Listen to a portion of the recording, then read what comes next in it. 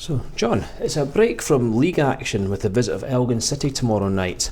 Their results have shown that they can't be taken lightly at all, can they? No, they're in good form, and in this cup in particular, they've had a great form. To initially beat Hibs under 23s, they beat Beacon after that 5-4. High scoring game. They then beat Dundee at Dens Park, which is no mean feat whatsoever. And then we go to Airdrie and win. So I think that tells everyone how difficult an opponent they're going to be. Even last Saturday they go into Edinburgh. Edinburgh City's been doing very well in the league below, and they went there and they played very well. I mean, it was a draw, but from what I've seen, there's some really good chances they could have won the game. So we cannot take them lightly at all. We cannot underestimate this team. We've got to respect this team, and that means that we've got to be very professional and be right at it and be right on the ball. And the team who like to counter attack, so we've got to make sure that we don't give the ball away in bad areas. They'll press the ball. They've got two strikers who are flying in Sutherland and Hester, very quick, very good technical players, and they can see they can score goals. So we're going to have to be on our toes tomorrow night, and we're going to produce a good performance. Yeah. And in terms of the cup competition itself, it's sometimes looked down upon by supporters, but for us it's a chance to proceed another step towards a cup final. Is that motivation enough for our players? Yeah, I think you're right. I think in the early stages, it doesn't really catch the imagination of the fans. Sometimes when there's Colts teams playing and what have you, there's not a big crowds at these games. We were fortunate enough, we got a game against Falkirk which brought a big crowd actually on the day, compared to some others on that particular day. So that was a good, the weather was good, we had a good crowd in here, good Falkirk support, good Raith Rover support, and a big crowd, and it led to the atmosphere in the game. But of course, when we get to this stage, quarter final, potentially a semi-final, it brings that added little bit to it, that everyone's motivated, the chance to get to a semi-final. So we've tried to go out and win our games against Ross County under 23s and Falkirk, and we'll be going out tomorrow night to try and win the game. Yeah. You've already hinted at how we'll have to be at the top of our game to beat a very strong Elgin side. We'll look towards last weekend, Stranraer, and the performance there in wearing them down and getting the goals. And you'll be looking for the same amount of chance to be created and put away. Yeah, definitely. Yeah. I mean, we always kind of create chances. There's absolutely no doubt about that. There's very few games you can say that we didn't create, real good goal scoring opportunities. So I would anticipate we'll do that tomorrow night. We've got to be clinical and make sure we take them and not give this team any lifelines. Because as I say, they've got two strikers who will take them. So yeah, we need to be at our best tomorrow night against this team. There's absolutely no doubt about that. Yeah. And in terms of your potential lineup, a key player last weekend was Jamie McGlynn with his two excellently taken goals.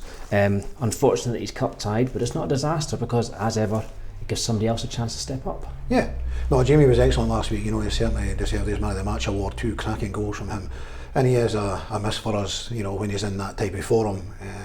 He's came back this year and he's got 5 goals now, so he's starting to add them up. So yeah, it's unfortunate that he's missing, as you say, but it is an opportunity for somebody else to step in. We've been talking about Joe Victoria and Louis Allen, so these guys have trained on Tuesday night, got through the training, opportunity to train tonight and get through that. We'll not be doing too much. We won't be doing too much tonight, but again, a chance to look at them, and hopefully they can get through that and become available for selection tomorrow night. Yeah, and at the other end of the pitch, the 3-5-2 formation. A lot of people are enthusing about the defence's performance. With Ian Davidson being available, it gives you another dilemma at the other end of the park. Yeah. Good dilemmas. You want as many players available as you possibly can. I would love to have every single one of them available, and that would include Louis Vaughan and Regan Henry, and I would love that to be the situation. But it hasn't been. It hasn't been. So you've just got to get on with it. And so if I've got one or two back, great, fantastic. But I'd love to have, every single player available. It's not going to happen. But I'm delighted that we've got Ian back and probably Louis Allen. It might well be that we did pick up injuries in the game last week. It might be that 1 or 2 days don't quite make it and we might have to shuffle the pack, but what's new? We're having to do it all the time anyway, so just another day at the office, having to put players here and there and everywhere else. Got you right. You've answered part of the next part of my next two questions. But you mentioned before Regan Hendry. I think everyone around the club is counting the days until he trains and then makes it onto the pitch in a competitive match again. How long do you expect it to be until Regan Hendry gets on the training pitch? Yeah, well, he started doing very light running on Monday, and that's where he is really. He's just at that stage. It's no, Monday, Tuesday, it was just gentle stuff. So although there's been great news, and it is great news, it's brilliant news, I think we're still going to be a little bit tentative and not getting him back too quick. Yeah. So we're taking it easy with him, building up this week, gentle, kind of straightforward running, and then you'll pick it up to sort of slaloming running, and then we need to do changing directions quickly, and then check in, and then he's got to then introduce the ball into it as we go along. So I think it's maybe going to be a bit longer than the scheduled 2 weeks. I think it'll go a little bit longer than that, I would imagine. And then obviously the last stage for him is full contact and then matches. Yeah, and get back into training, get back into full training. That's after he gets to work with the ball on his own with a physiotherapist on the rehabilitation. And then when they think he's ready to go back into full training, then again, come back in, probably in training with as much non-contact as possible until such times as we feel that he's ready for that, and then going into it in full stuff. So we just got to be a little bit wary and not throw him in too early. Yeah, exactly. Yeah.